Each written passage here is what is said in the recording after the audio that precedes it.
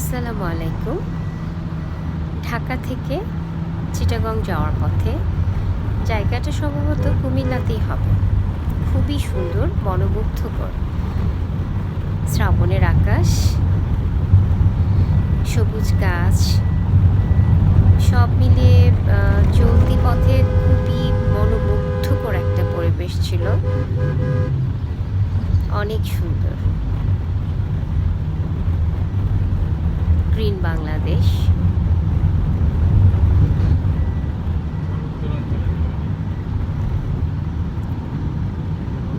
খুব সুন্দর সবুজ বাংলাদেশ। আল্লাহ হাফেজ। 5 দিন আগে তো বন্ধ।